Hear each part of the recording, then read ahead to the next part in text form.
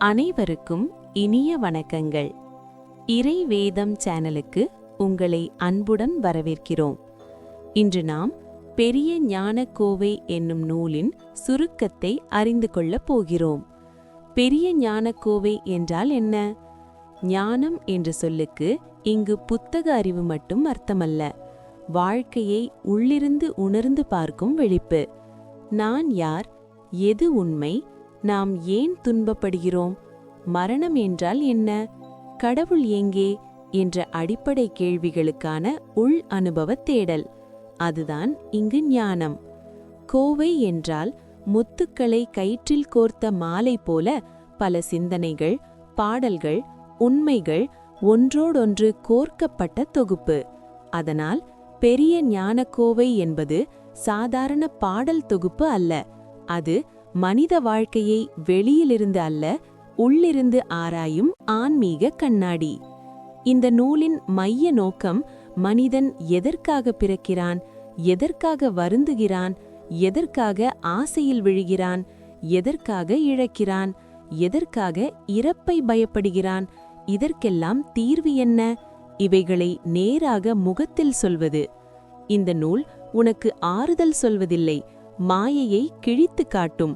புகழ், பதவி, பணம், இன்பம், உறவு, உடல் அழகு, இளமை, கல்வி, ஆணவம் இவை எல்லாமே நிலையானவை அல்ல என்று அடிக்கடி நினைவூட்டும். அந்த நினைவூட்டல் கொஞ்சம் கடினமாக இருந்தாலும் அதற்குள் விடுதலை இருக்கிறது. மனித வாழ்க்கை நிலையற்றது. பெரிய ஞானக்கோவையின் முதன்மையான செய்தி, இந்த உலக வாழ்வு நிரந்தரமல்ல. நாம் இப்போது பிடித்து கொண்டிருக்கும் அனைத்தும் ஒரு நாள் கையிலிருந்து வழியும். இளமை போகும், உடல் சிதையும், செல்வம் நீடிக்காது, உறவுகள் மாற்றமடையும், புகழ் நின்றுவிடாது. நேற்று இருந்தவர் இன்று இல்லை, இன்று இருப்பவர் நாளை இல்லாமலும் போகலாம். இந்த நிலையற்றமையை உணராமல் மனிதன் இதுதான் என்னுடையது என்று பிடித்து கொண்டு வாழ்கிறான். அந்த பற்றுதல்தான் அவனை துன்பப்படுத்துகிறது.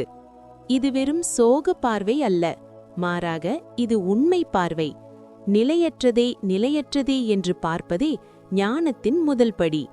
பெரிய ஞானக்கோவை இந்த உண்மையை பல உருவகங்களால் சொல்லும். பனித்துளி, குமிழி, கனவு, நிழல், மேகமாய் மாறும் வானம், மலர்ந்து வாடும் பூ, நாளை கருகும் உடம்பு இவற்றைப் போல வாழ்க்கை.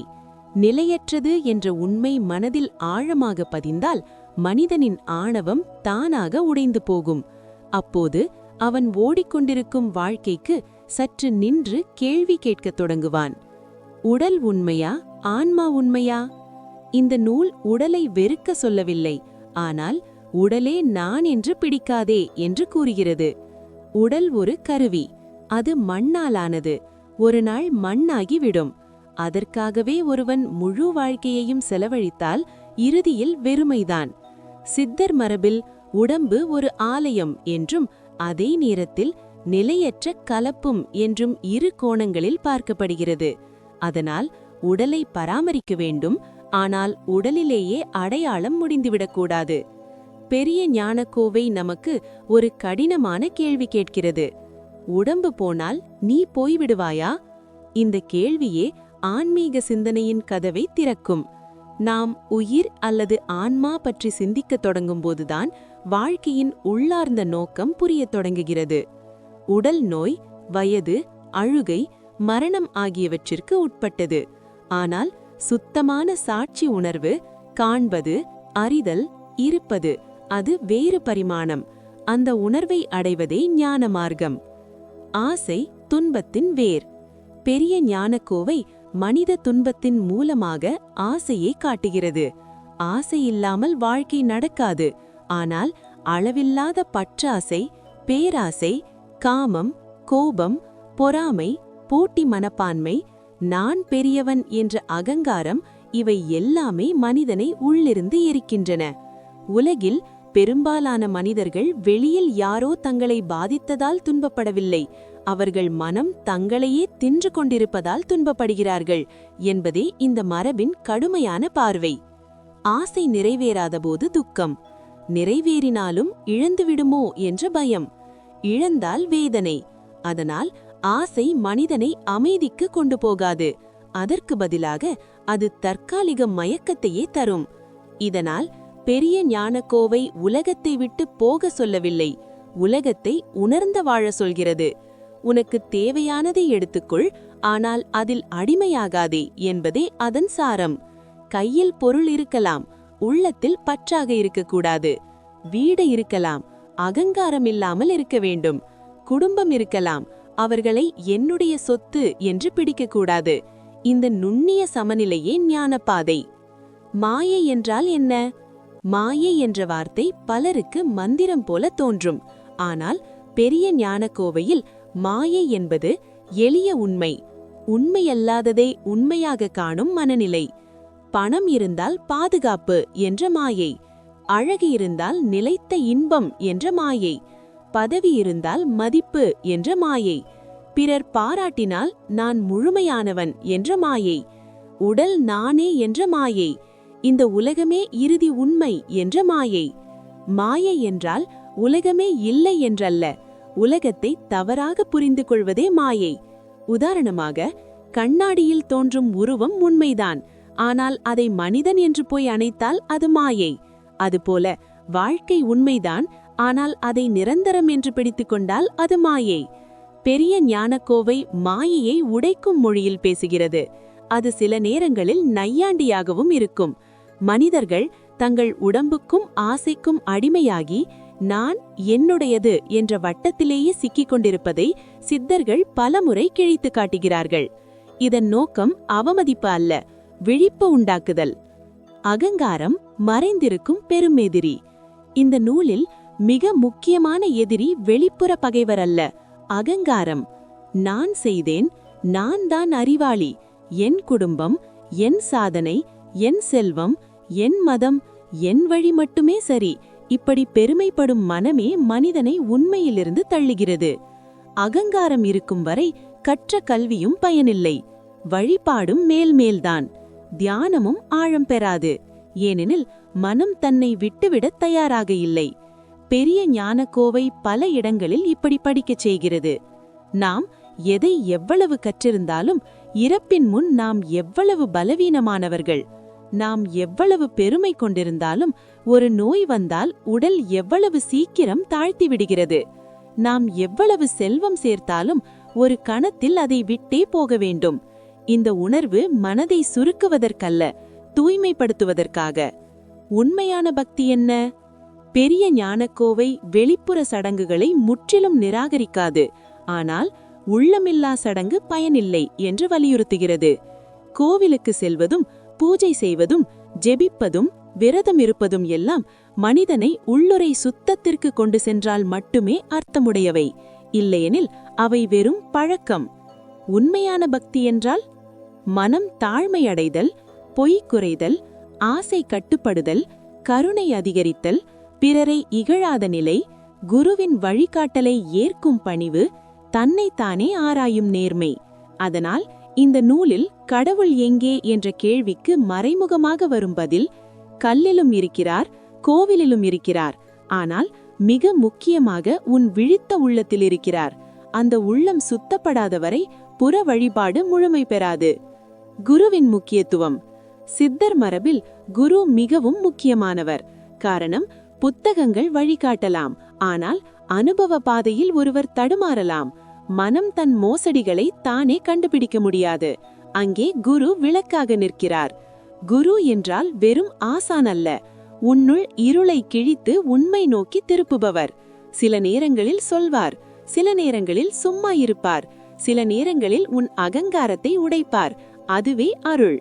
பெரிய ஞானக்கோவை குருவை வெளிப்புற மனிதராக மட்டுமே பார்க்காது, உள் விழிப்பையும் ஒரு குருவாகவே பார்க்க தூண்டும்.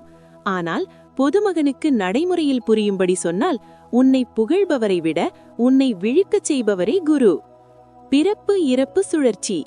இந்த நூல் வாழ்க்கையை ஒரு தனி பயணமாக மட்டுமல்ல, தொடர்ந்து சுழற்சியாக பார்க்கிறது. பிறப்பு, அனுபவம், ஆசை, செயல், அதன் விளைவு, மறுபிறப்பு, இப்படி மனிதன் கட்டுக்கொண்டு செல்கிறான். இந்த கட்டுக்காட்டின் காரணம் அறியாமை. நாம் யார் என்பதை அறியாததால் மாறிக்கொண்டிருக்கும் உலகத்தில் அடையாளம் கட்டி அதற்காக போராடி துன்பப்பட்டு மீண்டும் மீண்டும் அதே வட்டத்தில் விழுகிறோம். இதிலிருந்து விடுபட என்ன வழி? ஞானம். அறிவு புத்தகம் அல்ல, அனுபவ விழிப்பு. நான் உடலா, என் ஆசைகளா, என் சிந்தனைகளா, என் பெயரா, என் சமூக அடையாளமா என்று கேட்கும்போதே கட்டுகள் தளரத் தொடங்குகின்றன. சுய ஆராய்ச்சி மிகப்பெரிய உபதேசம். பெரிய ஞானக்கோவையின் ஆழமான அடிநாதம், உன்னை நீ ஆராய். உலகம் எப்படி தவறு செய்கிறது என்று சொல்லுவது சுலபம், ஆனால் என் மனம் என்ன செய்கிறது என்று பார்ப்பது கடினம். சித்தர் மரபு இந்த கடினமான வழியைத்தான் தேர்வு செய்கிறது. நீ கோபப்படும்போது யார் கோபப்படுகிறார்? நீ துன்பப்படும்போது உண்மையில் பாதிக்கப்பட்டது என்ன? உன் ஆசை நிறைவேறாததால்தானா வேதனை, அல்லது உன் அகங்காரமா பாதிக்கப்பட்டது? இந்த பார்வை மனிதனை மெதுவாக உள்நோக்கி இழுக்கிறது. இது வெறும் தத்துவம் அல்ல, நாளாந்த வாழ்க்கையிலும் இதன் பயன் பெரியது. யாராவது உன்னை இகழ்ந்தால் உடனே பதிலடி கொடுக்க தோன்றும். ஆனால் இப்போது காயமடைந்தது என்ன என்று உள்கேள்வி கேட்டால் பாதிக்கப்பட்டது பெரும்பாலும் அகங்காரம்தான் என்று தெரியும். அந்த தெளிவு வந்தால் பல அன்னெசரி துன்பங்கள் குறையும். உலகை விட்டு ஓட வேண்டுமா? பெரிய ஞானக்கோவையை பலர் தவறாக இதெல்லாம் உலக வாழ்க்கையை வெறுக்கச் சொல்கிறது என்று நினைக்கலாம். உண்மையில் அது சொல்லுவது, உலகத்தில் இரு, ஆனால் உலகத்தில் மூழ்காதே. குடும்பம் பார்த்துக்கொள், உழை, சம்பாதி, பொறுப்புடன் வாழ். ஆனால் இவை அனைத்தும் கடவுள் தரிசனத்தை மறைக்கும் அளவுக்கு உன்னை பிடித்துவிடக்கூடாது. ஒரு தாமரை தண்ணீரில்தான் இருக்கும், ஆனால் தண்ணீர் அதை நனைக்காது. அதுபோல வாழு என்பதே இந்த மரபின் உள்பொருள். துறவு என்பது கட்டாயம் காடு போவதல்ல. ஆசை உன்னை ஆளாத நிலைதான் உண்மையான துறவு. மொழியின் கூர்மை. பெரிய ஞானக்கோவை சித்தர் பாடல் மரபை போலவே சில நேரங்களில் மிகவும் கூர்மையான மொழியில் பேசுகிறது. அதில் சமூக விமர்சனம் இருக்கும், பொய்யான பக்தி மீது தாக்குதல் இருக்கும், உடல் பற்றின் மீது கசப்பான நினைவூட்டல் இருக்கும், போலித்தனம் மீது சிரிப்பு இருக்கும். தத்துவம் எளிய கிராமிய உருவகங்களில் வரும். இதனால் இது சிலருக்கு கடுமையாக தோன்றலாம். ஆனால் இதன் நோக்கம் காயப்படுத்துவதல்ல, தூக்கத்தில் இருக்கும் மனிதனை அசைத்தெழுப்புவது. ஒரு மருத்துவர் காயத்தை அறுக்கும்போது வலி இருக்கும், ஆனால் நோக்கம் குணப்படுத்துதல். அதுபோல இந்த நூலின் மொழியும் சில நேரங்களில் ஆழமான அறுவை சிகிச்சை போல இருக்கும். பொதுமகனுக்கு பயன்பாடு என்ன? இவை பெரிய ஆன்மீக விஷயங்கள், நம்ம வாழ்க்கைக்கு என்ன பயன் என்று கேட்கலாம். உண்மையில் பயன் மிக அதிகம். பெரிய ஞானக்கோவை நமக்கு கற்றுத்தருவது, பிரச்சனைகளுக்கு நடுவிலும் மன அமைதி தேடுவது, அனைத்தையும் கட்டுப்படுத்த முடியாது என்பதை ஏற்கவது, இழப்புகளை தாங்கும் உள்ளுணர்வு பெறுவது, ஆசையை அளவுக்குள் வைத்தல், உடம்பை மதித்தும் அதற்குள் சிக்காமல் இருப்பது, மரணத்தை நினைத்து பயப்படாமல் வாழ்க்கையை விழிப்புடன் வாழ்வது, பிறரை பார்த்து பொறாமை கொள்ளாமல் தன் உள்ளத்தை சுத்தப்படுத்துவது, பக்தியை வெறும் பழக்கமாக அல்ல உள்ளமாய் மாற்றுவது.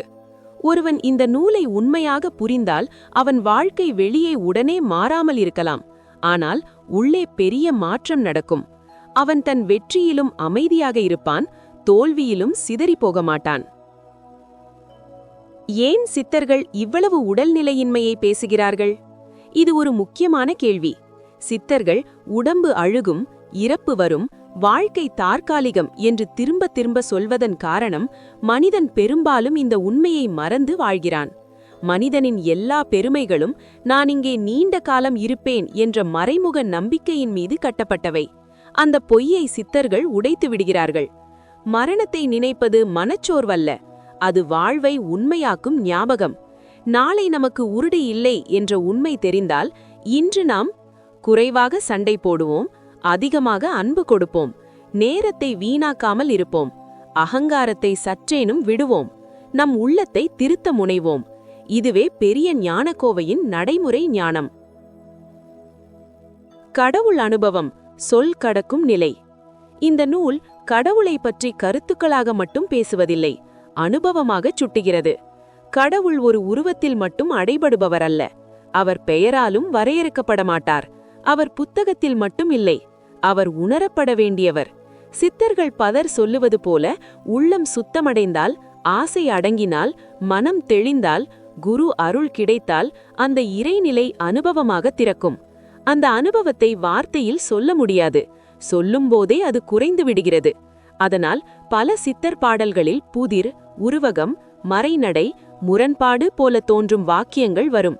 அவை குழப்புவதற்கல்ல, அனுபவம் சொல்லுக்கு அப்பாற்பட்டது என்பதற்கான குறியீடுகள். பெரிய ஞானக்கோவை சொல்லும் நல்ல வாழ்க்கை.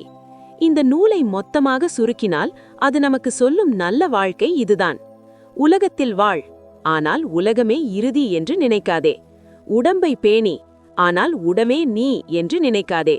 சம்பாதி, ஆனால் செல்வத்தில் அகங்காரம் கொள்ளாதே. அன்பு செய், ஆனால் பற்றால் உன்னை அழிக்காதே. வழிபடு, ஆனால் உள்ளம் தூய்மை இல்லாமல் நடிக்காதே. கற்றுக்கொள், ஆனால் பெருமை கொள்ளாதே. இறப்பை நினை, ஆனால் பயந்து சுருங்காதே. அதை உணர்ந்து விழிப்புடன் வாழ். குருவை நாடு, ஆனால் கண்மூடித்தனமாக அல்ல, உண்மை நோக்கி. உன்னை நீயே ஆராய், அங்கேயே கதவு திறக்கும். இந்த நூல் ஏன் இன்னும் முக்கியம்?